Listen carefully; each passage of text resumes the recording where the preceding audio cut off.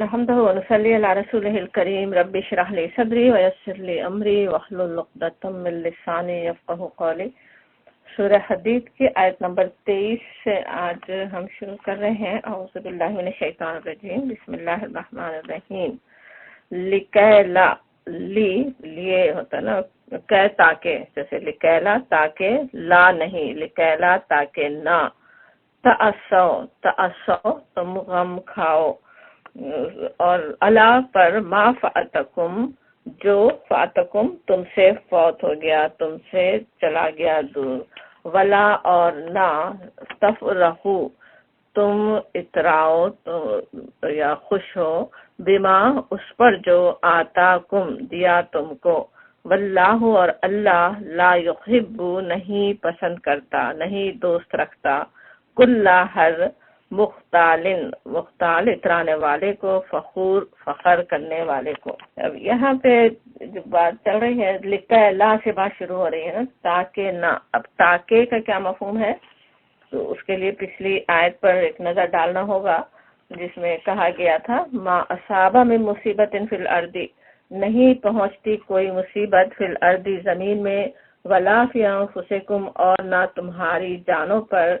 الا مگر فی کتاب من قبل ان نبرأہا، مگر یہ کہ کتاب میں اس سے پہلے کہ ہم اس پیدا کریں اس کو۔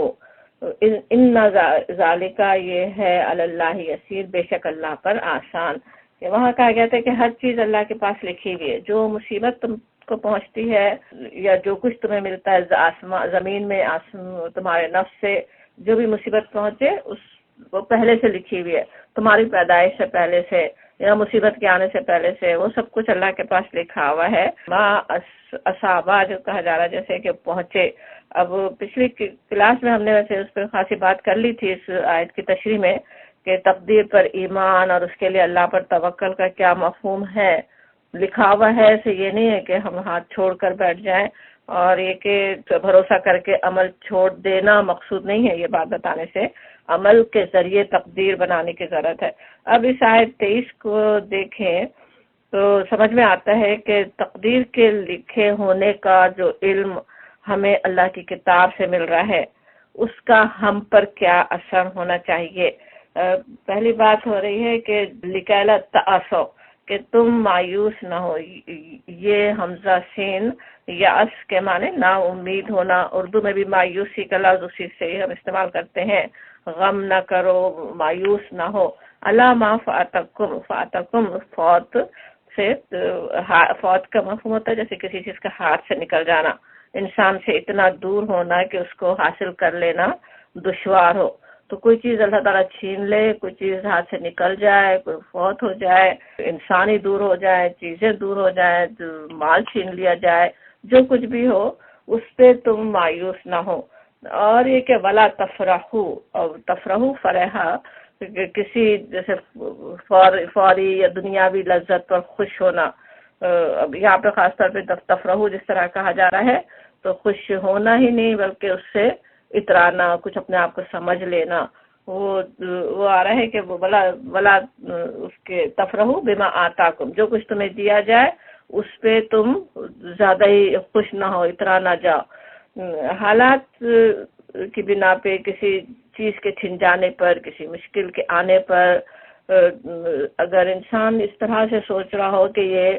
فلاں شخص کی وجہ سے، فلاں سبب کی بنا پر، ایسا کرنے اور ویسا نہیں کرنے کی وجہ سے یہ مصیبت آ رہی ہے، یا کوئی وجہ بھی سمجھ میں نہ آ رہی ہو اور انسان سوال کرے کہ یہ مصیبت کیوں آ رہی ہے، مجھ پر ہی کیوں آ رہی ہے، ان ایسی سوچوں سے کیا ہوتا ہے، ایسی باتوں سے جتنی بڑی مصیبت ہے اس سے کئی گنا زیادہ محسوس ہو سکتے ہیں نا۔ اس کے مقابلے میں ایک مومن جب ایمان رکھتا ہے کہ جو کچھ میرے ساتھ پیش آ رہا ہے وہ میرے رب نے لکھا ہوا تھا، اس وقت، اس جگہ پر، اس موقع پر وہ میرے ساتھ ہونا ہی تھا، پہلے سے کب سے لکھا ہوا تھا، انسانوں کے پیدا ہونے سے پہلے سے لکھا ہوا تھا۔ اور یہ کہ میرا رب جو رحیم و کریم ہے، مجھ پر اپنا کرم اور رحمت ہی کرنا چاہتا ہے،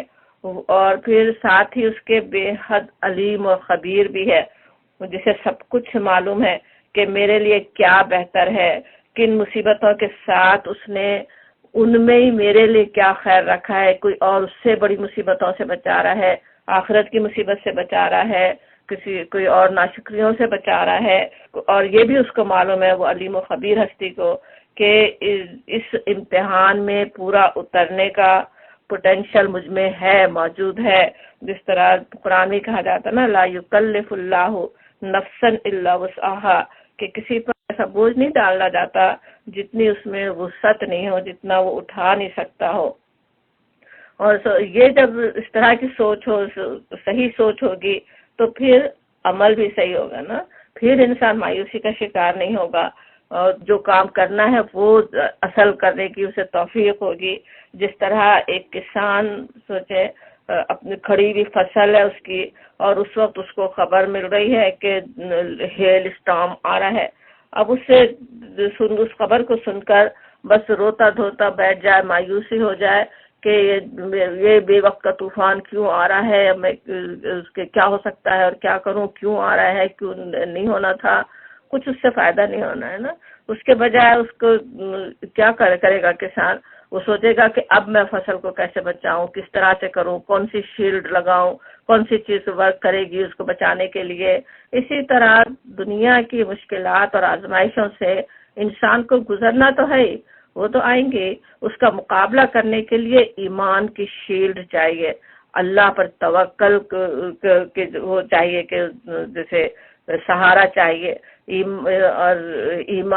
ایمان توکل، ایمان اللہ پر، اس سے دعائیں، اسی سے استعانت طلب کرنا،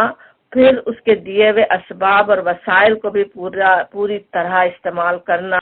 وہ اصل مومن کا رویہ ہوتا ہے نا. جس طرح مشکلات کا آنا ایک امتحان ہے، اس سے بڑا امتحان دنیا میں کامیابیوں کا ملنا بھی ہے، جس طرح یہ اسی آیت میں کہا جا رہا ہے نا وَلَا تَفْرَحُوا بِمَا آتَاكُمْ. اس پہ اگر انسان سوچے پھول جائے کہ میرے اندر ہی کوئی ایسی بات ہے جس کی وجہ سے آج مجھے یہ سب کچھ حاصل ہو رہا ہے، تو یہ سوچ بھی کیسے شرک تک لے جا سکتی ہے. تو اس میں سورہ کہف میں یاد ہوگا باغ والوں کا جو واقعہ آتا ہے، کس طرح وہ اللہ کی دیوی ساری نعمتیں اپنے ساتھی کو دکھاتے ہوئے کہتا ہے، وہ نعمتوں کا ذکر اللہ تعالیٰ نے جب اسی سورہ کہف میں دیکھیں تو کس طرح سے کیا، ہم نے اسے یہ دیا، ہم نے اسے یہ دیا، ہم نے اس کے لیے باغ بنایا، ہم نے اس میں پانی بہایا، اور وہ کیا کہتا ہے انا اکثر منک مالا واعد نفرا. کیسے وہی تفرح والی کیفیت نظر آ رہی نا، فرحہ والی، کہ میں تجھ سے زیادہ مالدار ہوں اور تجھ سے زیادہ نفری رکھتا ہوں، انا میں اس میں آئی ہوئی ہے. اور جب سارا باغ تباہ ہو گیا، اس کے بعد وہ کیا کہتا ہے، یا لیتنی، کاش، لم اشرک بربی احدا، میں نے اپنے رب کے ساتھ کسی کو شریک نہ ٹھہرایا ہوتا. اس واقعے میں پورے دیکھیں تو کہیں ویسے نظر نہیں آتا کہ وہ اللہ کے ساتھ کسی اور کو شریک کر رہا ہو سوائے اپنے زور بازو کے. تو کس طرح یہی فرحہ، یہ اترانا، یہ اپنے آپ کو کچھ سمجھ لینا، وہ بھی اسی جگہ سمجھ میں آتا ہے کہ کتنا بڑے گناہ تک لے جانے والی چیز ہے. اب اصل جو حقیقت ہے، جو سمجھنے کی بات ہے، وہ یہ کہ دنیا تو ہے ہی امتحان کا. کئی جگہ قرآن میں ہم پڑھتے ہیں، دیکھتے آ رہے ہیں، سورہ دہر کی جیسے آیت ہے، اِنَّا خَلَقْنَا الْإِنسَانَ مِن نُطْفَةٍ أَمْشَاجٍ نَبْتَلِيهِ فَجَعَلْنَاهُ سَمِيعًا بَصِيرًا، کہ ہم نے انسان کو پیدا کیا مخلوط نطفے سے،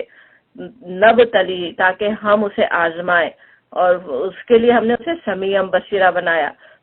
سننے دیکھنے والا، شعور والا بنایا. اللہ نے عقل و شعور دے کر پیدا کیا. دیکھنا سننا ظاہر ہے ایسا نہیں ہوتا نا، جانوروں کی طرح دماغ کے ساتھ انسان دیکھتا سمجھتا ہے، اور صرف ایک تو اس کو ہی دماغ، اسے شعور سمجھ سب کچھ نہیں دے دی، بلکہ انا ہدیناہ السبیل اما شاکرا و اما کفورا، ہم نے اسے راستہ دکھایا، وہ خواہ شکر گزار بنے یا ناشکرہ بنے. دونوں راستے کھلے ہوئے ہیں، اللہ تعالیٰ نے دکھائے، اپنے کتاب کے ذریعے سے دکھائے، اور ہدیناہ، اللہ تعالیٰ ہدایت دینے والا ہے، کئی طرح سے ہدایت اللہ تعالیٰ پہنچا دیتا ہے اپنے بندے تک. اور لیکن یہ کہ امتحان اصل ہو رہا ہے، دنیا کی زندگی اصل امتحان ہے. سورہ ملک بھی اسی طرح شروع ہوتی ہے، تبارک الذی بیدہ الملک وہو علی کل شیء قدیر الذی خلق الموت والحیات لیبلوکم ایکم احسن عملا. بابرکت ہے وہ جس کے ہاتھ میں سلطنت ہے، بیدہ الملک، ہر شے پہ وہ قادر ہے، جس نے پیدا کیا موت اور زندگی کو تاکہ تمہیں آزمائے، لیبلوکم ایکم احسن عملا۔ دونوں ہی دنیا میں امتحان تو ہیں، دنیا ہے ہی امتحان گاہ، اور دونوں طرح سے امتحان ہر طرح سے آ سکتا ہے، مشکلات و مسائل پر، آزمائشوں پر، یا نعمتوں اور کامیابیوں پر۔ وہ یاد رکھنے کی ضرورت ہے کہ یہ سب کیا ہے، امتحان کے پرچے ہیں۔ آج دنیا میں ہم نفرتوں کا شکار ہو رہے ہیں، وہ ایک امتحان ہے۔ اس میں سے کامیابی سے نکلنے کے لیے مجھے کیا کرنا چاہیے، ہمیں کیا کرنا چاہیے، اس امتحان میں کامیابی کیسے حاصل کروں، اس کی اصل کوشش کرنے کی ضرورت ہے۔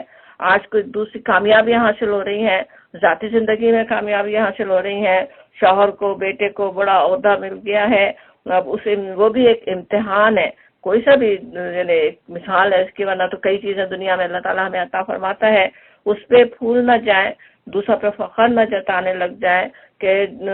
ورنہ کیا ہے، امتحان میں ناکامی نا۔ اہل ایمان سے خاص طور پہ خطاب ہوتا ہے سورہ بقرہ میں، وہاں پہ بھی بتایا جاتا ہے کہ کیسے کیسے امتحان اللہ تعالیٰ نے دنیا میں رکھے ہوئے، کس کس طرح آزمائش آئے گی اور اس میں کرنے کا کیا کام ہے۔ وہاں پہ کہا جاتا ہے وَلَنَبْلُوَنَّكُمْ بِشَيْءٍ مِنَ الْخَوْفِ، یہاں پہ بھی وَلَنَبْلُوَنَّ کس طرح ہے، ڈبل ایمفیسس کے ساتھ نا، لا بھی اور نبلونا، ہم ضرور ضرور جیسے آزمائیں گے تم کو، کم سب کے لیے آ رہا ہے، بشیء اس کے شے کے ساتھ، من الخوف والجوع ونقص من الاموال والانفس والثمرات، خوف سے خطرے، ڈر ہو، خوف ہو، بھوک سے، والجوع ونقص من الاموال والانفس، اور نقصان سے، کمی سے، اموال اور انفس کی، اپنے پیارے چلے جائیں، اپنا مال چھن جائے، کل امیر تھے آج غریب ہو گئے، وہ ثمرات چھین لے، پھل ملنے والا ہے اور کھڑی فصل تباہ ہو گئی، اس کے جاب ہاتھ سے نکل گئی، جو کچھ بھی ہے وہ ساری آزمائشیں جن سے ہم آزمائیں گے، ہمیں آزماتے ہیں ان چیزوں سے، اور فوراً ہی اسی آیت میں، آیت ختم نہیں ہو رہی ہے، اسی میں کیا کہا جا رہا ہے، وَبَشِّرِ الصَّابِرِينَ، اور بشارت دے دو صبر کرنے والوں کو۔ ہم خوشخبری کس وقت دے رہے ہوتے ہیں انسانوں کو، جب ان پہ امتحان ہی آ رہا ہوتا ہے، کوئی کامیابی انہیں مل گئی ہے، ان کے انفس چھن نہیں گئے ہیں بلکہ انہیں مل رہے ہیں، اولاد مل رہی ہے، کامیابیاں مل رہی ہیں، اس وقت بشارت خوشخبری دیتے ہیں۔ یہاں پہ اللہ تعالیٰ خوشخبری کس کو دے رہا ہے، کس کو خوشخبری دی جا رہی ہے، یہ سب جن پر آزمائشیں آ رہی ہیں، خوف کی، بھوک کی، اموال و انفس کی کمی کی، اور اس میں وہ صبر کرتے ہیں۔ وَبَشِّرِ الصَّابِرِينَ، وہ صبر کرنے والے ہوتے ہیں، ان کے لیے اللہ کی طرف سے بشارت ہو تو کیسی بڑی بات ہے نا۔ وہ ساری آزمائشیں ہی کیسی، وہ بلکہ آزمائش کے بجائے نعمت محسوس ہو، اگر انسان سوچے کہ اگر میں اس پہ صبر کرتا ہوں، کرتی ہوں، اللہ کی طرف سے ایسی بشارت مل رہی ہے۔ وَبَشِّرِ الصَّابِرِينَ، اور ان کا کیا حال ہوتا ہے، الَّذِينَ، وہ جو، اذا، جب، اصابتہم، مصیبت، پہنچتی ہے ان پر مصیبت۔ پچھلی کلاس میں ہم نے یہ سمجھا بھی تھا، اصابہ کا مفہوم، مصیبت کا کیسے، وہ وہیں پہنچنا ہی ہوتا ہے، اسے ٹارگٹ پر اپنے جیسے لگنا ہوتا ہے نا، وہ چیز جو پہنچنی ہی ہے، پہلے سے لکھی ہوئی ہے، وہ وقت اللہ کو پتہ ہے، اسی وقت کس طرح سے وہ مصیبت وقت پہ پہنچتی ہے۔ اور وہ وہ کہتے ہیں، ان صابرین کا کیا قول ہوتا ہے، ان مومنین کے کیا زبان پہ اس وقت آتا ہے، ان للہ و انا الیہ راجعون، کہ ہم اللہ کے ہیں اور ہمیں اسی کی طرف پلٹ کر جانا ہے۔ ہر نقصان پہ انہیں فوراً یہ یاد آتا ہے، یہ دنیا ہے کتنی چھوٹی سی ہے، ہم تو خود ہی اللہ کے ہیں، اللہ کی مرضی ہے، جو ہمیں دے، جو ہم سے چھین لے، اور جانا بھی تو اسی کے پاس ہے۔ آج ہے، ہم کل نہیں ہوں گے، آج یہ چھن گیا ہے، کل ہم بھی وہاں جانے والے ہیں، آج ہمارے پیارے اللہ کے پاس پہنچ گئے، کل ہم بھی اللہ کے پاس ہی پہنچنے والے ہیں۔ وہ کہہ دیتے ہیں قالوا ان للہ و انا الیہ راجعون، وہ اس طرح سے جو صحیح طرز عمل ہے وہ سمجھ میں آتا ہے ایک مومن کا، جو امتحان پہ ہونا چاہیے نا، کیسے امتحان پھر بشارت، اور یہ بشارت کس لیے کہ ان کا اور ایمان بڑھ گیا نا، مشکل آئی اس پہ صبر کیا اور اپنا انہوں نے ایمان بڑھا لیا، اور جب یہ بات وہ جب زبان سے جب کہہ دیتے ہیں ان للہ و انا الیہ راجعون، اللہ پہ ان کا بھروسہ ہوتا ہے، تو پھر اللہ کی طرف سے مدد بھی کس طرح سے آتی ہے نا۔ موسیٰ علیہ السلام کا واقعہ یاد کریں، جب بنی اسرائیل کو ہجرت کا وقت ہے، پوری اپنی قوم کو وہ راتوں رات نکال کر لے جا رہے ہیں، اور پیچھے سے اس نے بھی اپنی ساری فوجوں کو بلا لیا فرعون نے کہ ان کا پیچھا کرنا ہے، ان کو پکڑنا ہے، خود ہی اجازت دی تھی، خود ہی کہا تھا کہ جہاں جا سکتے ہیں، اور اس کے بعد پھر مکر یہ کرتا ہے کہ سوچتا ہے کہ سب بنی اسرائیل جمع ہے، اب اس وقت ان کو جا کے ان کو ختم کرنے کے لیے اپنی فوجیں دوڑا رہا ہے۔ لاکھوں کا مجموعہ بنی اسرائیل کا دہتے بالکل گھر بار چھوڑ چھاڑ کر وہ نکل رہے ہیں، اور پیچھے زبردست قسم کی فوج کیسی ہے فرعون کی، فرعون اور دل اوتاد قرآن کہتا ہے، ایسی زبردست فوج آ رہی ہے۔ تو جو عام انسانوں کا ریئیکشن اس پہ ہو سکتا ہے، جو رد عمل ہو سکتا ہے، وہی رد عمل بنی اسرائیل کا ہوتا ہے نا۔ وہ کس طرح سے کہتے ہیں کہ قال اصحاب موسیٰ انا لمدرکون، کہ ہم تو پکڑے گئے، انا لمدرکون ضرور کے لیے نا، اب تو بس پکڑ ہی لیے گئے، ہم ضروری پکڑ لیے گئے، اب بچ نہیں سکتے۔ وہ ان کا رد عمل ہے عام جو اس وقت کے بنی اسرائیل کے سمجھے جو مسلمان ہیں۔ اور ان کا کیا رد عمل ہوتا ہے؟ موسیٰ علیہ السلام کیا کہتے ہیں؟ قال موسیٰ، انہوں نے کہا کلا، ہرگز نہیں، ان معی ربی سیہدین، میرے ساتھ تو میرا رب ہے، وہ ضرور میری رہنمائی کرے گا، کہ میرا رب میری رہنمائی کرنے والا ہے، اللہ پہ پورا بھروسہ ہے، معی ربی میرے ساتھ ہے۔ اور معیہ کا کس طرح اللہ تعالیٰ پہلے بھی تربیت ان کی ہو ہی چکی ہے کہ کس طرح اللہ تعالیٰ ان کے ساتھ ہے، تجربوں سے وہ گزرے ہوئے ہیں۔ فرعون کے پاس بھیجتے رہی اللہ تعالیٰ نے فرمایا ہی تھا نا، انی معاکما، میں تم دونوں کے ساتھ ہوں، اور وہ انہیں پورا کہ میں معیہ ربی سیہدین، وہ ضرور میری رہنمائی فرمائے گا۔ اور پھر کس طرح اللہ کی مدد آتی ہے، بس حکم ہوتا ہے وہ عصا مارو، اور کس طرح کیسا معجزہ اللہ تعالیٰ دکھا دیتا ہے، کیسا بڑا معجزہ ہے، ظاہر ہے وہ سوچ بھی نہیں سکتے تھے نا وہ کہ اتنا لاکھوں کا مجمع اس میں سے نکل جائے گا، اس میں پانی کھڑا ہو جائے گا، اور اتنی زمین ایسے خشک بھی ہو جائے گی کہ وہ نکل بھی جائیں، اور سب وہ ایک ایک نکل جائیں، پیچھے پھر وہ بھی آ جائے فوج بھی، اور کس طرح بالکل وہی جیسے ابھی اصحابہ کا ہم سمجھ رہے تھے، ہر چیز اللہ کے پاس تو طے ہے، وقت ٹائم ایک ایک سیکنڈ کے ساتھ اللہ تعالیٰ نے لکھا ہوا ہے کس وقت کیا ہونا ہے، کس سیکنڈ پہ وہ نکل جائیں گے، کس سیکنڈ پہ وہ فرعون کی فوج داخل ہوگی اس دریا میں، اور کس وقت وہ پانی اوپر آ جائے گا اور سب کا خاتمہ ہو جائے گا، کس طرح سے اللہ کی مدد آ جاتی ہے نا۔ موسیٰ علیہ السلام کا پہلے بھی اس وجہ سے جب وہ وہاں سے مصر سے جب نکلے ہیں، سب قتل ان سے ہو گیا ہے، انہیں اطلاع ملتی ہے کہ ان کے قتل کے مشورے ہو رہے ہیں، موسیٰ علیہ السلام کے کوئی ان کا محسن آ کر انہیں خبر دیتا ہے، اور وہ اسی وقت بس اچانک سے نکل کھڑے ہوتے ہیں۔ سوچیں اس طرح سے نکل جانا، کچھ پتہ نہیں ہو کہ کہاں جانا ہے، اور اس صحرا میں آگے سفر کرنا ہے، کوئی تیاری نہیں ہے، کچھ نہیں ہے، اچانک سے بس اپنی جان بچا کے نکلنا ہے۔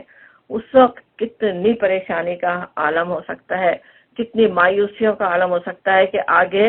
پیچھے قتل کرنے والے آ رہے ہیں، آگے صحرا نکلنے کو تیار ہے، لیکن ان کا رویہ کیا ہے؟ وَلَمَّا تَوَجَّهَ، جب موسیٰ نے مدین کا رخ کیا، تلقاء مدینہ، قال، کہا، عسیٰ ربی، کہ اس کے جیسے مجھے امید ہے کہ میرا رب ان یہدینی، کہ میرا رب مجھے ہدایت دے گا، ٹھیک راستے پر ڈال دے گا۔ بالکل وہی الفاظ ہیں جو اس وقت وہ کہہ رہے ہیں نا، بنی اسرائیل سے انہوں نے کہے تھے کہ میرا رب مجھے راہ دکھا دے گا، یہدینی سواء السبیل، اس کے سورہ قصص میں آتے ہیں، سورہ قصص کی آیت 22 ہے کہ وہ کس طرح سے اللہ تعالیٰ مجھے سواء السبیل، صحیح شاہراہ پہ، صحیح راستے پہ ڈال دے گا۔ صحرا میں سوچیں گزرنا ہو، کوئی جی پی ایس ساتھ نہیں ہے، کوئی ان کو راستہ بتانے والا ساتھ نہیں ہے، صرف بھروسہ کس پہ ہے کہ اللہ تعالیٰ ہی مجھے صحیح شاہراہ پہ ڈال دے گا۔ صحرا میں تو کس طرح ہو سکتا ہے نا، ذرا سا بھٹ کے، ذرا قدم کچھ ٹیڑھا ہوا تو انسان بس گھومتا ہی رہ جائے اس کے اندر اور صحیح راہ نہ پا سکے، لیکن وہ اس کو اللہ کے پہ انہوں نے بھروسہ رکھا کہ یہدینی، میرا رب مجھے راستہ دکھائے گا سواء السبیل پہ، اور اسی طرح اللہ تعالیٰ نے انہیں پہنچا بھی دیا، مدین تک پہنچا دیا۔ آزمائشوں سے گزرے تو صحیح، سورہ طٰہٰ میں آتا ہے کس طرح وَفَتَّنَّاكَ فُتُونًا، ہم نے اسے آزمانا، تو آزمائشوں سے تو گزرے لیکن اللہ تعالیٰ نے راستہ دکھا بھی دیا۔ انہیں پہنچا دیا آگے ان کی منزل پہ۔ اسی طرح سے نبی صلی اللہ علیہ وسلم کے اسوے میں بھی ہمارے لیے بڑی رہنمائی ہے نا۔ جب آپ غار ثور میں چھپے ہوئے ہیں اس وقت سوچیں کیا کیفیت ہے نا، پورا مکہ اس وقت آپ کے قتل کے در پہ ہے۔ ہمیں پتہ ہے نا ہجرت کے وقت پورا محاصرہ ہی ہوا تھا گھر کا، وہ پورا طے کر چکے تھے کہ آج کی رات قتل کر دینا ہے نعوذ باللہ نبی صلی اللہ علیہ وسلم کو۔ وہاں سے اللہ تعالیٰ نے نکالا ہے، اور وہاں اب جب وہ ان کے ہاتھ سے نکل گئے تب تو انہوں نے بڑے بڑے اعلان کر دیے ہیں کہ جو پکڑ کے لائے محمد کو اور اس کے لیے اتنا اور اتنا انعام ہے۔ تو کتنے ہی جو صرف انعام کے لالچ میں ڈھونڈتے پھر رہے ہیں نا،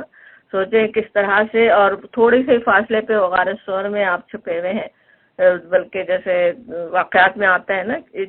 ڈھونڈتے ڈھانڈتے کچھ لوگ بالکل اس غار کے دہانے پہ اس طرح آ چکے تھے کہ ان کے پیر نظر آ رہے تھے نبی صلی اللہ علیہ وسلم کو، حضرت ابوبکر کو۔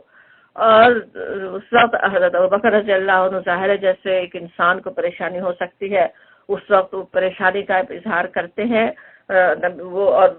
آگے واقعات میں آتا بھی ہے کہ کس طرح وہ اپنی جان کے لیے اتنے پریشانی ہے جتنا پیارے نبی حضرت محمد صلی اللہ علیہ وسلم کے لیے پریشان ہے کہ کہیں پکڑے جائیں گے، کہیں کچھ ہوگا۔ اور وہاں اللہ نبی صلی اللہ علیہ وسلم کیسے مطمئن ہے، اتنے بالکل خوف کی، جو شدید خوف کی حالت ہو سکتی ہے پریشانی کی، اس وقت وہ اطمینان سے آپ فرماتے ہیں لا تحزن ان اللہ معنا۔ سورہ توبہ میں جیسے کہا جاتا ہے کہ مت حزن کرو، مت غم کرو، ان اللہ معنا، معنا وہاں بھی وہی ہے کہ ہمارے ساتھ اللہ تعالیٰ ہے۔ اور جب وہ اس ایمان کا اظہار کرتے ہیں، اللہ پہ بھروسہ پورا ہے، مکمل ایمان ہے، اللہ تعالیٰ کی طرف سے بھی کیسی مدد آتی ہے۔ فَأَنزَلَ اللَّهُ سَكِينَتَهُ عَلَيْهِ، اللہ تعالیٰ نے ان پہ اپنی سکینت نازل کر دی۔ وَأَيَّدَهُ بِجُنُودٍ لَّمْ تَرَوْهَا، اور مدد کی اس کی ایسے جنود، ایسے لشکروں سے جس کو تم دیکھ نہیں سکتے۔ اب کس طرح سے اللہ تعالیٰ نے مدد کی تھی نا، کہ دلوں میں روب ڈال دیا اس وقت تھی، ان کو پکڑ لینا، انہیں جھکنے نہ دینا کون کر رہا تھا؟ جو اپنے پیروں کو بھی دیکھتے تو وہ دیکھ سکتے تھے، ذرا سا جھکتے تو پتہ چل جاتا کہ یہاں غار میں کون ہے۔ تو پورے غار کے اطراف ایسا ماحول طاری کر دینا کہ وہ خود ہی آپس میں کہہ رہے ہیں کہ وہ یہاں تو تمہاری پیدائش سے پہلے سے کوئی نہیں گیا، ایک دوسرے کو کہتے ہوئے وہاں سے نکل گئے۔ تو وہ سب کس نے کیا تھا؟ وہی جنود تھے اللہ جن کو تم دیکھ نہیں سکتے، تمہیں پتہ نہیں ہے۔ وَجَعَلَ كَلِمَةَ الَّذِينَ كَفَرُوا السُّفْلَىٰ، اور کر دیا کفار کے کلمے کو نیچا کر دیا اللہ تعالیٰ نے۔ تو اللہ تعالیٰ ہے تو کلمہ کفر کو نیچا کرنے والا۔ کیسے ایمان کی ضرورت ہے نا، حالات کیسے ہوں، کفار سر چڑھ کر بول رہے ہوں، بالکل انسان خوف کی حالت میں ہو کہ نفرتیں اتنی بڑھ رہی ہوں، پتہ ہو کہ پتہ نہیں کہاں سے کیا حملے ہوں گے، لیکن ویسا ایمان ہو اللہ کے انبیاء کرام کے جیسے ایمان کا اللہ تعالیٰ نے ہمیں اس کی مثالیں بتائی قرآن کے اندر، وہ ایمان اگر اندر ہو تو اللہ تعالیٰ کی مدد بھی اسی طرح سے آتی ہے نا۔ ویسے حالات بالکل ایسے ہوں نہیں موافق، مگر اپنے اللہ پہ بھروسہ ہو، اللہ تعالیٰ بھی بھروسہ پورا کر دیتا ہے۔ حضرت زکریا کا یاد کریں کہ کس طرح بالکل خود ہی اپنی زبان سے کہتے ہیں میں اتنا بوڑھا ہو گیا ہوں، وہن العظم منی، میری ہڈیاں کمزور ہو گئی ہیں، واشتعل الراس شیبہ، میرا سر بھڑک اٹھا ہے، کہ کہتے ہیں میری حالت امراتی آخرن، اور یہ کہ میری بیوی بالکل بانجھ ہے، لیکن یہ کہ مجھ کو دے دے، بیٹے کی دعا کرتے ہیں حبلی من لدن کا ولی، اپنے پاس سے مجھے ولی عطا فرما۔ اللہ تعالیٰ دعا قبول بھی کر لیتے ہیں، یعنی وہ مایوس نہیں ہے، اللہ تعالیٰ بھی مایوس نہیں کرتا انہیں، ان کی دعا پوری فرما دیتا ہے نا۔ حضرت حاجرہ کا اس کا سوچیں، وہ تو جیسے نبیوں میں سے بھی نہیں ہے، رسولوں میں سے نہیں ہے، لیکن کیسی وہ سچویشن میں کتنی مشکل میں پھنسی ہوئی ہے، بچہ بلا رہا ہو بھوک سے، تنہا صحرا میں ہو، کوئی نہیں ہے جو مدد کرنے کے لیے آئے، اور کچھ کر بھی نہیں سکتی ہیں، لیکن جو بس میں وہ کر رہی ہیں، ادھر اس پہاڑی پہ دوڑ رہی ہیں، اس پہاڑی پہ دوڑ رہی ہیں، کوئی نہیں نظر آیا، اس پہاڑی پہ بھی نظر نہیں آیا، اس پہاڑی پہ بھی نظر نہیں آیا، وہاں سے وہاں تک دوڑی ہیں، کچھ بھی نہیں پتا چل رہا، مگر مایوس نہیں ہو رہی ہیں، کوشش بھی پوری کر رہی ہیں۔ حضرت حاجرہ کے واقعے میں یہ بھی سمجھ میں آتا ہے جو کوشش کر سکتا ہے انسان کرتا بھی رہے نا، چاہے اس کا پھل نظر بھی نہیں آ رہا فی الحال، لیکن کوشش ہی کا صلہ اللہ تعالیٰ دے دیتا ہے نا. اور وہ اس طرح سے دوڑ رہی ہیں. اس دوڑنے کا ویسے کچھ فائدہ اس وقت نظر نہیں آیا، لیکن اللہ کی مدد تو بہرحال آ گئی. کس طرح سے وہ آب زمزم نکل آیا، کس طرح سے اللہ تعالیٰ نے انہیں بچا لیا. تو اس طرح سے ہمیں سمجھ میں آتا ہے کہ جب مشکلات اور مصیبتوں میں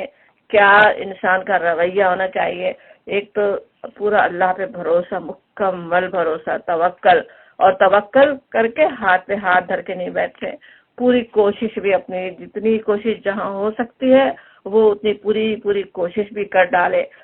تو اللہ تعالیٰ کی پھر مدد کس طرح سے آ ہی جاتی ہے نا. اور ایک مومن کے لیے کتنا آسان بھی ہے نا توکل کرنا، کہ اسے پتہ ہے کہ کس طرح اللہ تعالیٰ کی ہستی کیسی ہے. اللہ تعالیٰ کے ناموں کو ہی سوچیں، اگر یاد کریں تو ہی کتنا انسان کے دل میں ایمان اور توکل بڑھ جائے. کہ جو ویسے تو اللہ تعالیٰ کے بے شمار نام ہے، جس میں سے 99 جیسے مشہور نام ہے، اس میں سے بھی سوچیں کتنے نام ایسے ہیں جس میں پتہ چلتا ہے کہ اس کے اللہ تعالیٰ کتنا بندوں پہ رحم کرنے والا ہے. ویسے ہی حدیث میں آتا ہے کہ اللہ تعالیٰ نے رحمت سے ہی دنیا بنائی ہے نا، رحمت سے ہی معاملہ کرنے والا ہے. جو مصیبت جو مشکل آتی ہے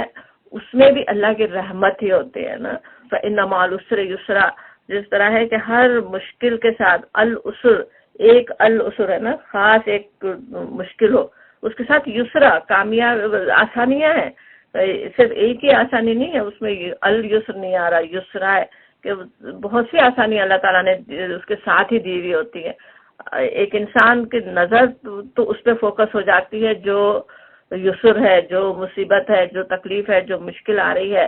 اور اس کو بھول جاتا ہے کہ اس کی وجہ سے ہی، اس مصیبت کی وجہ سے اللہ تعالیٰ نے پتہ نہیں کیا کیا یسر عطا کیا، کیا کیا آسانیاں عطا کی. اس دنیا کی آسانیاں نہیں بھی ہوں تو پتہ نہیں آخرت کی کیسی بڑی آسانیاں. سوچے انسان کتنا اس وقت خوش ہوگا کہ آخرت میں جب دنیا کی تھوڑی سی پریشانی کی وجہ سے وہاں اتنے بڑے عذاب سے بچ گیا ہو، اتنے سارے اس کے بے حساب گناہ اس کے معاف ہو گئے ہوں، اور کتنی مشکلات اس سے دور کر دی گئی ہوں. تو کتنا آسان ہے نا. پھر سوچیں تو مشکلات سے مقابلہ کرنا. اللہ کے ناموں کی جیسے ہم بات کر رہے تھے کہ کس طرح وہ رحم کرنے والا ہے. الرحیم اور رحمان تو پتہ ہی ہے کہ ہے ہی اس کا مادہ ہی رحم ہے نا، ہمیشہ کرنے والا، بہت زیادہ. رحمان میں کیسا جوش اور بہت ذاتی کا اندازہ ہوتا، اتنا زیادہ وہ کرنے والا. الودود سوچے بہت محبت کرنے والا، بے حد. رعوف جو ہے، رعوف آگے بھی ویسے آیات میں ہم دیکھیں گے، رافع اس کا ہے نا روٹ ورڈ. کس طرح کسی کو تکلیف میں دیکھ کر جو تکلیف اس سے دور کر دینے کا جو جذبہ انسان میں ہوتا ہے وہ رافت ہوتا ہے نا. اسی سے الرؤوف اللہ کا نام ہے. شفیق بہت ہی شفقت کرنے والا. الوہاب عطا کرنے والا. الحفیظ حفاظت کرنے والا. الکریم کرم کرنے والا. الوالی اس کے مولا کام آنے والا. البر احسان کرنے والا. السلام سلامتی دینے والا. المؤمن امن دینے والا. محیمن پروٹیکٹر نگرانی کرنے والا، نگہبانی کرنے والا. المجیب جواب دینے والا، دعاؤں کو سننے والا. العفو معاف کرنے والا. المانع نقصان سے بچانے والا. تو اس طرح کتنے ہی ایسے نام ہیں سارے جو کتنے اللہ کی بندوں پہ رحمت نظر آتی ہے نا. اتنا رحیم آقا. اور پھر ساتھ بھی ہے جس طرح ابھی انبیاء کرام کے سب دیکھ رہے تھے، اپنے ہر بندے کا وہ رب ہے، ہر بندے کی نگرانی کر رہا ہے، ہر بندے کے ساتھ ہے، اس کے ہر حال سے واقف ہے. کیا غم ہے، کیا تکلیف ہے، کتنا درد ہو رہا ہے اسے، کتنی مشکل میں وہ ہے، سب کچھ وہ ہے جاننے والا. اس کو ہی پکارے، اس پہ بھروسہ رکھیں تو مشکلات سے مقابلہ کرنا آسان ہو جائے نا. جس طرح دنیا میں سوچے ایک بچے کو اس کے ماں باپ پشت پر ہوں تو کیسے اس کو ہر مشکل آسان لگنے لگتی ہے نا. ایک بلی کو جا کے للکارنا بھی ہو، پیچھے باپ کھڑا ہو تو وہ آسانی سے جا کے للکار دینا. اسی طرح ہمیں شیطان سے مقابلہ کرنا. شیطان کیا کر رہا ہوتا جب آزمائشیں آتی ہیں؟ وہ ہمیں مایوس کرنے کی کوشش کر رہا ہوتا. اپنے رب سے مایوس ہو جائے، اپنی زندگی سے مایوس ہو جائے، حالات سے مایوس ہو جائے. اس شیطان سے مقابلہ کرنا آسان ہو سکتا ہے اللہ کے ان خوبصورت ناموں کو پکارے، اللہ سے تعلق مضبوط کر لے، اپنے اللہ کی معیت کو محسوس کرے، اللہ ہمارے قریب ہے، اللہ ہمارے ساتھ ہے، اللہ تعالیٰ ہمارے کام آنے والا ہے، تو ساری مشکلات پھر خود ہی آسان ہو جائے نا۔ دعا بھی ویسے کرنا چاہیے، اللہ تعالیٰ نبی صلی اللہ علیہ وسلم کی ہدایت ہی ہے کہ اللہ تعالیٰ سے آزمائشیں مانگنی نہیں چاہیے، خود آزمائشوں سے بچنے کی بھی دعا کرنی چاہیے، اس کے اللہ تعالیٰ ایسے امتحان میں نہیں ڈالے۔ خود وہ جو سورہ بقرہ کے آخر میں بھی دعا جو ہے اس میں بھی اسی طرح کی چیز ہے نا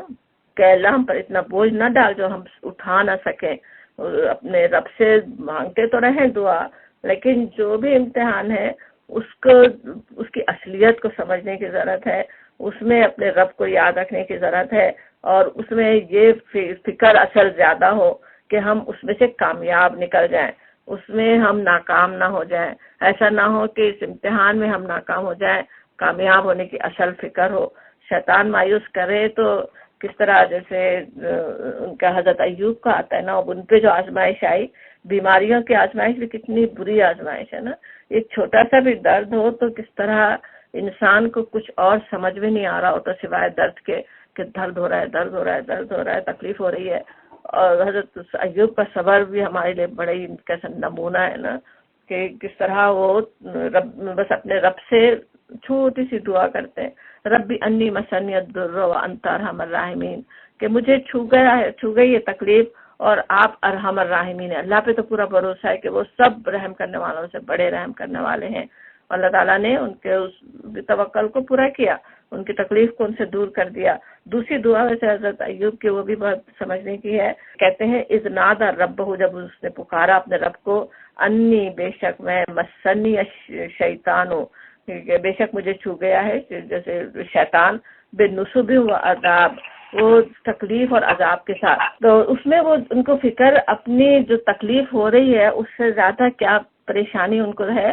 کہ شیطان مسلسل کوشش کر رہا ہے رب سے مایوس کرنے کی۔ وہ اپنے رب سے بیان کر رہے ہیں، اپنا حال بیان کر رہے ہیں کہ شیطان نے جو ہے مجھے تکلیف میں ڈال رکھا ہے، عذاب میں ڈال رکھا ہے۔ یہ دعا بھی ویسے یاد رکھ کرنے کی ہے نا، شیطان کی کتنی کوشش ہوتی ہے نا ہمیں ڈپریس ہی کر دے، ہمیں اپنے رب سے مایوس ہی کر دے۔ اس کے لیے اللہ سے اس کی شکایت کرنے کی ضرورت ہے، شیطان میرے ساتھ یہ کر رہا ہے، اللہ تعالیٰ ہی تو بچا سکتا ہے اس سے نا، وہ رحیم و کریم آقا، وہ ہمیں اپنی حفاظت میں لے لے، اس کے مقابلے میں ہمیں مضبوط کر دے، شیطان کے مقابلے میں، وہ سمجھ میں آتا ہے۔ انشاءاللہ اللہ تعالیٰ اپنی رحمت سے ہم میں سے کسی کو بھی ایسی آزمائش میں ہی نہ ڈالے جو ہم اٹھا نہ سکیں۔ لیکن جو بھی امتحان، زندگی تو ہے ہی امتحان، کچھ نہ کچھ تو امتحان چھوٹے موٹے بڑے چھوٹے سبھی چلتے رہیں گے، اپنے انفرادی زندگیوں میں بھی، ہماری اجتماعی زندگی میں بھی۔ پوری مسلمان امہ ہی کیسی آزمائش سے گزر رہی ہو، وہی کتنی پریشان کن، کیسی ڈپریس کر دینے والی چیز ہو سکتی ہے، لیکن ان سب پہ ہمیں اصل کیا ہے کہ اللہ پہ بھروسہ رکھنے کی ضرورت ہے، اور جو کچھ کامیابیاں مل رہی ہوں، جو اللہ دنیا میں جو کچھ ہمیں اللہ تعالیٰ کی طرف سے عطا ہو رہا ہو، اس پہ خود پھول بھی نہ جائیں، اس طرح سے بھی امتحان میں ناکام نہ ہو جائیں۔ امام احمد بن حنبل کی بات آتی ہے نا، ان کو کس طرح سے وہ جو فتنہ اٹھا تھا خلق قرآن کا، کہ قرآن جو ہے وہ اللہ کی مخلوق ہے، اللہ کا کلام کہے تو وہ زیادہ، تو قرآن کی اصل حقیقت یہ ہے کہ وہ اللہ کا کلام ہے۔ اس کے لیے ایک فتنہ اٹھا کہ وہ بھی خلق ہے، خلق ہے تو ہماری جیسی چیز ہوگی نا، کہ وہ بھی اللہ کی پیدا کی ہوئی ہے۔ تو اس کے لیے پھر علماء کھڑے ہوئے کہ نہیں وہ غلط بات ہے۔ اس پر بادشاہ کیسے ہوتے تھے نا اس وقت کے، کتنے کیسے کوڑے لگائے گئے امام احمد بن حنبل کو۔ آتا ہے کہ کوئی جسم کا حصہ نہیں بچا تھا ان کے زخموں سے، اور ایسے بری طرح انہیں مار پیٹ کی گئی۔ وہ تو آزمائش سے گزر گئے، اس میں انہوں نے کچھ جزا فضا تک نہیں کی۔ اللہ تعالیٰ نے اپنی رحمت سے انہیں اتنا صبر عطا کیا کہ وہ سب مار سے گئے۔ اور اس کے بعد جب دوسرا بادشاہ آیا اور اس نے جو ہے وہ ان کو انعامات بھیجے، تو وہ رو پڑے کہ یہ امتحان میں پورا نہیں اتر سکتا، کہ بادشاہوں کی طرف سے انعامات دیے جا رہے ہوں، اس کے دینار کے تھیلے آ رہے ہوں، اور پھر اس کے بدلے میں وہ یہ امید کریں کہ ان کی مرضی کی بات ہی ہم کہیں، ان کے خلاف کچھ بات نہ کہہ سکیں۔ وہ کتنا بڑا امتحان ہے، وہ اس سے زیادہ پریشان ہو جاتے ہیں، تھوڑوں سے زیادہ وہ ان دیناروں سے پریشان ہوتے ہیں، تو وہ بات بھی سمجھنے کی ہے۔ اور اس پہ اگر اتنا نہ اپنے آپ کو کچھ سمجھ لینا، اس کے لیے کہا جا رہا ہے واللہ، اور اللہ لا یحب نہیں پسند کرتا کل مختال فخور، کل ہر ایک اترانے والے کو، اور فخور کو فخر جتانے والے کو۔ اب اس آیت میں اللہ تعالیٰ کی کیسی شدید نفرت نظر آ رہی ہے نا، واللہ، اور اللہ لا یحب نہیں پسند کرتا، اللہ کی دی ہوئی نعمتوں اور کامیابیوں کو بھی امتحان سمجھ کر اس امتحان میں پورے اترنے کی کوشش، اس کے شکر کے طریقے ڈھونڈنے کے بجائے جو شخص ان کامیابیوں سے لوگوں سے اپنے آپ کو بڑا سمجھنے لگ جائے، مختال کہے تو کیسے، جو اپنے خیال میں اس نے اپنے آپ کو کچھ بڑا سمجھا ہوا ہے، اور فخور اس سے بھی آگے بڑھ کر لوگوں پہ بھی فخر جتانے لگ جائے۔ یہ تو ہے امتحان میں ناکام ہونے والوں کا رویہ ہے، کہ وہ جب یہ امتحان آتا ہے، ان کے اس طرح کی آزمائش آتی ہے، وہ کیا کرتے ہیں، وہ خود ہی اپنے آپ کو کچھ سمجھنے لگ جاتے ہیں نا کوئی چیز۔ اس کے مقابلے میں ایک مومن کا رویہ کیا ہوتا ہے، اس کے صحیح مسلم کی حدیث میں آتا ہے، جیسے عجب الامرو، عجب الامرو کہنا کیسا ہے کہ کیا بہترین معاملہ ہے، کیا کیسی عجیب بات ہے۔ جیسے انگلش میں عجبہ کا ٹرانسلیٹ کو کریں تو کس طرح ونڈرس جیسے کہا جائے کہ کیا ہی خوب معاملہ ہے، کیسی چیز ہے ایک مومن کے لیے کہ ان امرہ کلہ خیرن، کہ ہر معاملے میں اس کے لیے خیر ہی خیر ہے، اور ولیس ذالک لأحد الا للمؤمن، اور یہ بات سوائے مومن کے کسی کو حاصل نہیں ہوتی۔ ان اصابتہ سراء شکر فکان خیر لہ، کہ جب اسے بہتری حاصل ہوتی ہے، سراء آسانیاں آسائشیں حاصل ہوتی ہیں، تو وہ کیا ہوتا ہے، وہ شکر کرتا ہے، اور فکان خیر لہ، اور وہ اس کے لیے خیر ہی خیر ہے، بہتر ہے۔ اور وَإِنْ أَصَابَتْهُ ضَرَّاءُ صَبَرَ، اور جب اسے مصیبت پہنچتی ہے تو کیا ہوتا ہے، وہ صبر کرتا ہے، فَكَانَ خَيْرًا لَهُ، پس وہ اس کے لیے خیر ہی خیر ہے، اس کے لیے بہتری ہے۔ دونوں حالتوں میں وہ بہتری ہی حاصل کرتا ہے، دونوں ہی حالتیں امتحان کے لیے ہیں، اور ایک مومن دونوں حالتوں میں اپنے درجے بڑھا لیتا ہے، کامیابی ہو جاتا ہے۔ امتحان کس طرح سے ہے، یہ ہر طرح سے امتحان ہے۔ ویسے تو ابھی ہم نے آیتیں دوسری بھی پڑھی، سورہ انبیاء کی بھی ایک آیت ہے، وَنَبْلُوَكُمْ بِالشَّرِّ وَالْخَيْرِ فِتْنَةً وَإِلَيْنَا تُرْجَعُونَ، اور ہم تمہیں آزماتے ہیں شر کے ساتھ بھی خیر کے ساتھ بھی، دونوں ہی امتحان ہے، فتنہ، اور ہماری طرف ہی تمہیں پلٹنا ہے۔ یہ بات یاد ہو تو کہ اللہ کی طرف ہی ہمیں پلٹنا ہے، تبھی وہ امتحان میں کامیاب ہونا آسان ہوتا ہے نا۔ انسان ناکام نہیں ہو جائے، بس سمجھے کہ یہ تھوڑے دن کے لیے ابھی ملا ہے، بس ایک امتحان سے گزر رہا ہوں، جیسے 3 گھنٹے کا پڑ جائے کہ امتحان حال میں دے رہا ہوتا ہے، انسان اسی طرح کا امتحان ہے ہر حال میں، جس حالت سے بھی ہم دنیا میں اس وقت گزر رہے ہیں، اور کل کو تو بس اللہ کے پاس پہنچ جانا ہے، تو بس اب امتحان تھوڑے دیر عرصے میں ختم ہو جانا ہے، بس یہ امتحان صحیح ہو جائے، جو بھی ہو رہا ہے وہ امتحان بس صحیح ہو جائے، یہ انسان کو فکر ہو۔ اور پھر کہا جا رہا ہے آیت 24 میں، الذین، وہ لوگ جو یبخلون بخل کرتے ہیں، وَيَأْمُرُونَ النَّاسَ بِالْبُخْلِ، اور حکم دیتے ہیں لوگوں کو بخل کا، فَمَن يَتَوَلَّى، اور جو پھر جائے، فَإِنَّ اللَّهَ، پس بے شک اللہ، هُوَ الْغَنِيُّ الْحَمِيدُ، ہوا وہی ہے الغنی بے پرواہ، الحمید قابل تعریف، وہی تعریف کے قابل ہے۔ اب کہا جا رہا ہے کہ وہ الذین، وہ لوگ جو مختالن فخور، جو اوپر بات ہو رہی تھی نا کہ اللہ پسند نہیں کرتا مختالن فخور کو، جو بڑے بننے والے، فخر جتانے والے۔ اب ان کی اور کیا صفت ہوتی ہے، ان کے اور کیا حرکتیں ہوتی ہیں، وہ کیا کرتے ہیں، وہ کہتے ہیں وہ بخل بھی کرتے ہیں نا، پھر لوگ بخل کرتے ہیں، اور نہ صرف یہ کہ خود بخل کرتے ہیں، خود ہاتھ روکتے ہیں، بلکہ دوسروں کو بھی اس سے روک رہے ہوتے ہیں، دوسروں کو بھی بخل، یامرون الناس بالبخل آ رہا ہے کہ وہ لوگوں کو بھی بخل کا حکم دیتے ہیں۔ ایک تو یہ بھی ہوتا ہے کہ یعنی وہ لوگ جن کو جو کچھ بھی حاصل ہو رہا ہے، وہ یہ سمجھ رہے ہوں کہ انہیں اپنی تدبیر سے حاصل ہو رہا ہے، اور اس کے لیے پھر وہ اس کے لیے نمائش اور اس کے تفاخر کرنے کے بھی کتنے طریقے ہیں نا، زبردست سب کی تقریبات ہو رہی ہیں، شادیاں ہو رہی ہیں ایسی ایسی کہ جیسی شادی کسی پورے شہر میں کسی اور نے نہیں کی ہو، وہ گھر ایسا بنا ہو جیسا کسی اور کا گھر نہ ہو.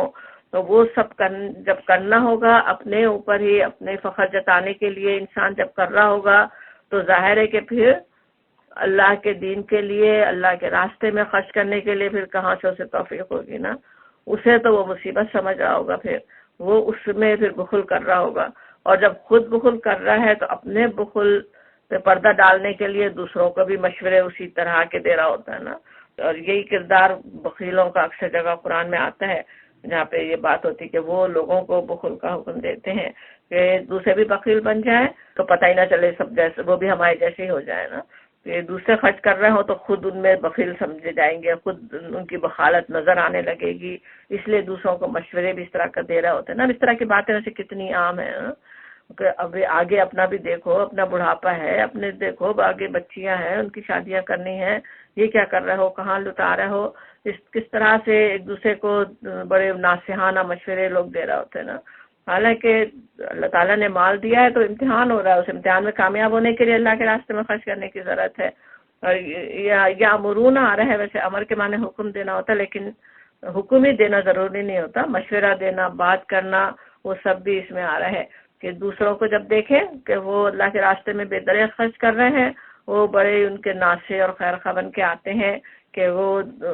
مت خرچ کرو، اس طرح سے نہ لٹاؤ، وہ اس طرح کی جیسے بات کرتے ہیں نا.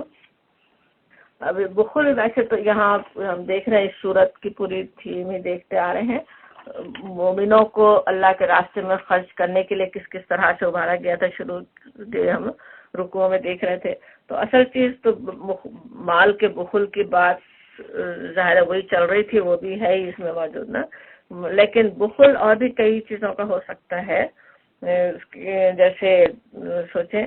کسی کے لیے وقت لگانا، محنت کرنا، کام آنا، دوسرے انسانوں کے لیے بھی یا اللہ کے دین کے لیے، اللہ کے دین کے کاموں کے لیے اس میں وقت اپنا لگانا. بلکہ جیسے بخل تو کس طرح انسان کر رہا ہوتا ہے، کسی کو مسکرا کر دیکھنے میں بھی بخل سے کام لے، ایک اچھی طرح سے کسی سے ملنے، سلام میں پہل کرنے میں بخل کر رہے ہوں، کسی کے کچھ کام آ جانے کے لیے، کسی کو اپنا وقت دینے کے لیے. وقت میں بخل بھی کتنا ہو رہا ہوتا ہے. اور حدیث میں ویسے یہ بھی ہے کہ وہ بخیل، بڑا بخیل اسے کہا گیا جو نبی صلی اللہ علیہ وسلم کا نام آئے اور درود نہ بھیجے. نیکیاں کرنے، اللہ کے بندوں کے ساتھ نیکیاں کرنے، ان کے کام آنے میں سخی بننے، دل کو کھلا رکھنے کی ضرورت ہے نا. اور اگر ان بات کو ہم یاد کر رکھیں تو کس طرح آسان بھی ہو کرنا بھی نا، وہ اس بخل سے بچنا آسان ہو جائے. بات کیسے شروع ہوئی تھی نا یہاں پہ، ان اللہ لا یحب سے بات شروع ہوئی تھی نا، بے شک اللہ پسند نہیں کرتا کل مختال فخور الذین، وہ لوگ جو بخل کرتے ہیں. تو کس طرح اللہ کو کتنا ناپسند ہے. ویسے بھی ہمیں پتہ ہے بخل، حدیث میں ہے نا، بخل اور ایمان ایک دل میں جمع نہیں ہو سکتا. اور وہ بخل تو سکھاتا ہے، وہ جس طرح دوسری جگہ آتا بھی ہے نا، شیطان تو ایسے حکم دیتا ہے نا، شرمناک حکم دے رہا ہوتا ہے. سورہ بنی اسرائیل میں انشاءاللہ ہم دوسری کلاس میں جلد پڑھیں گے تو وہاں اور زیادہ تفصیل اس کی سمجھیں گے کہ کس طرح یعنی اللہ تعالیٰ نے مال دیا ہو تو اس کو حکمت سے صحیح طرح خرچ کرنا جو ہے وہ بڑی خوش قسمتی کی بات ہے، خوش نصیبی کی بات ہے نا. شیطان کی تو کیا کوشش ہوتی ہے، وہ ایک شرمناک کاموں کا حکم دے رہا ہوتا ہے، اپنی عیاشی میں لگا دیں، اپنے اوپر انسان لگاتا رہے، اپنے یہ فخر جتانے کے کاموں میں پیسہ خرچ کرتا رہے، اور کسی کو پائی دینے کے لیے تو سوچ سوچ کر دے، کسی اور کو دے رہا ہو تو چھانٹ چھانٹ کے بری سے بری چیز نکال کر دے، کم سے کم دینا چاہے، یا پھر دوسری بھی اپنے جان لگانے کے لیے، محنت کرنے کے لیے بھی پھر بخل سے کام لے. اللہ تعالیٰ ہر طرح کے بخل سے ہمیں محفوظ رکھے اور کسی بھی معاملے میں انشاءاللہ ہم بخل کرنے والے نہ ہوں. اب یہ کہ 10 منٹ ہیں، اگلی آیت بھی دیکھ ہی لیتے ہیں. اچھا یہاں پہ ویسے یہ بات ہے فَإِنَّ اللَّهَ هُوَ الْغَنِيُّ الْحَمِيدُ، اور اللہ بے شک الغنی اور الحمید ہے. یہ بات بھی ویسے یاد رکھنے کی ہے نا. تو بخل سے بچنا کیسے آسان ہو کہ اللہ تعالیٰ تو کس طرح وہ اتنا الغنی، ایک تو اللہ کو تو ضرورت نہیں ہے تمہارے مال کی، تم دیتے ہو خرچ کرتے ہو تمہارا فائدہ، نہیں کرتے ہو تمہارا نقصان. اور اللہ تعالیٰ تو بے نیاز ہے، بلکہ ایک طرح سے بیزاری، جیسے جو بخل کرنے والے ہیں ان سے بیزار، جیسے وہ کہا جا رہا ہو نا، اللہ تو الغنی ہے اور الحمید ہے. وہ کس طرح اپنی ذات میں خود ہی بے نیاز، بے پرواہ، اسے کسی کی حاجت نہیں، اور خود ہی وہ تعریف کے یعنی حمید کہیں تو کس طرح ہوتا ہے، کوئی تعریف کرے نہ کرے وہ خود ہی تعریف کے قابل ہے. وہ خود لوگوں کو دینے والا ہے، وہ خود خزانے عطا کرنے والا ہے، سارے خزانے اس کے پاس ہے. اور یہ کہ جیسی وہ بہترین صفات کا مالک ہے، وہی صفات اللہ تعالیٰ اپنے بندوں میں دیکھنا چاہتا ہے نا. وہ اس طرح سے بہترین کردار ان کا بھی ہو، وہ خود تعریف کے قابل خود بننے والے ہوں، اور اس طرح سے اللہ کے راستے میں وہ اپنے ہاتھوں کو کھلا رکھیں، اپنے بندوں کے لیے کھلے دل کے ہوں، بندوں کے کام آنے والے ہوں. سوچیں کہ کیسا بہترین کردار ہے نا وہ، کہ لوگ اس کی طرف پلٹیں اپنی ہر مشکل کے لیے، اس سے مدد مانگنا چاہیں. اور کوئی ایک شخص جس کا پتا ہو کہ وہ تو بس منع ہی کر دے گا، اس کے پاس لوگ ہی نہ آئے مدد لینے کے لیے، لوگ اس سے مانگنا ہی نہ چاہیں، لوگ اس سے کچھ لینا ہی نہ چاہیں مدد، وہ کیسا کردار ہے؟ دونوں کتنے مختلف قسم کے کردار ہیں نا. تو کون سا کردار ہمیں بننے کی ضرورت ہے اور وہ کیسے بنے گا؟ ہر طرح کے بخل سے دل کو پاک رکھے تو وہ کردار بنے گا کہ لوگ ہماری طرف آئیں، جس کو جو ضرورت ہو، جس حاجت ہو، چاہے پیسوں کی ہو یا دوسرے مدد کی ہو، دوسرے کاموں کی ہو. مشورہ تک لینے میں بھی کتنی بخل انسان کر سکتا ہے نا، مشورہ دینے میں، اچھی بات کرنے میں، کسی کو تسلی دینے کے لیے، ان سب میں بھی دل کھلے ہوں نا. معاف کرنے کے لیے دل کھلے ہوں، دل میں پکڑ کر ہی انسان نہ بیٹھ جائے، اپنا دل کھلا رکھے، معاف کر دے. معاف کر دینے کی بات، اور اس میں بھی مال بھی خرچ کرنے کی بھی ہے نا. سورہ نور میں جیسے آتی ہے، حضرت ابو بکر رضی اللہ عنہ کی بیٹی پہ اتنا بڑا الزام لگا ہے، زنا کا الزام، نعوذ باللہ، حضرت عائشہ پہ، ام المومنین حضرت عائشہ پہ لگے، اور لگانے والوں میں ان کا اپنا کوئی رشتے کا بھانجا ہے، وہ شریک ہے، اور وہ بھی وہ ہے بھانجا جس کی پوری کفالت وہ کرتے تھے، اس کو سب کچھ، اس کا وظیفہ لگایا ہوا اسے دے رہے ہیں. اور جب وہ ایسے الزام لگانے والوں میں شریک ہوا تو انہوں نے اس کا وظیفہ بند کر دیا. اللہ تعالیٰ کی طرف سے اس میں فرمان آتا ہے سورہ نور میں کہ کیا تو لوگوں کو چاہیے کہ معاف کر دیں، اور کیا وہ نہیں چاہتے کہ اللہ تعالیٰ انہیں معاف کرے؟ حضرت ابوبکر اس آیت کو پڑھتے فوراً ہی کہتے نہیں، میں چاہتا ہوں کہ میرا رب مجھے معاف کر دے. اس شخص کا نہ صرف وظیفہ جاری دوبارہ کرتے ہیں اور بڑھا دیتے ہیں نا. تو سوچیں اللہ تعالیٰ تو کیا چاہتا ہے اپنے بندوں سے. اتنا بڑی تکلیف، اتنی بڑی اذیت جس شخص نے کسی کو پہنچائی ہو، اپنے اوپر الزام لگانے سے زیادہ اپنی معصوم بیٹی پہ کوئی اس طرح کی تہمت لگائے تو کتنا مشکل ہے معاف کرنا. اپنے آپ کے لیے بھی انسان پھر بھی شاید معاف کر دے، اولاد پہ کوئی ایسی بات کرے تو کتنا مشکل ہے معاف کرنا. اس کو بھی اللہ تعالیٰ چاہتے ہیں کہ نہیں، معاف ہی نہیں کر دو، پیسے بھی دو، وظیفہ بھی دو، لوگوں کو اس کا دیتے رہو، جو دیتے تھے وہ دیتے رہو. تو اس طرح سے معاف کر دینے کی ضرورت ہے. ایسی صفات اللہ تعالیٰ اپنے بندوں میں دیکھنا چاہتے ہیں. کتنے بڑے دل گردے کی بات ہے نا، کہ اس کے بالکل ہی بخل کا دوسرا اینڈ اپوزٹ، کہ اس طرح سے بندوں کو معاف کر دیں اور بندوں کے لیے کو دینے والے ہوں. ہر طرح کے لوگوں کو جو اتنی اذیت تکلیف بھی پہنچانے والے ہوں، ان کو بھی اللہ کے لیے دینا ہے، ان کے لیے نہیں دے رہے ہیں، اپنے لیے دینا ہے. اللہ تعالیٰ ہمیں معاف کر دے، اللہ تعالیٰ آخرت میں ہمارے گناہوں کو معاف کر دے، اس کے لیے انہیں دے دے. تو انشاءاللہ اللہ تعالیٰ اپنی رحمت سے ہمیں ایسی بہترین صفات اپنے اندر پیدا کرنے کی بھی توفیق دے، آزمائشوں سے بچائے بھی رکھے، اور آزمائشوں سے ڈیل کرنے کی بھی اللہ تعالیٰ ہمت اور توفیق عطا فرمائے. انشاءاللہ اب اگلے رکوع کے ساتھ ہی پھر یہ آیت بھی ہم سمجھتے ہیں. ٹھیک ہے، آخر دعوانا الحمدللہ رب العالمین.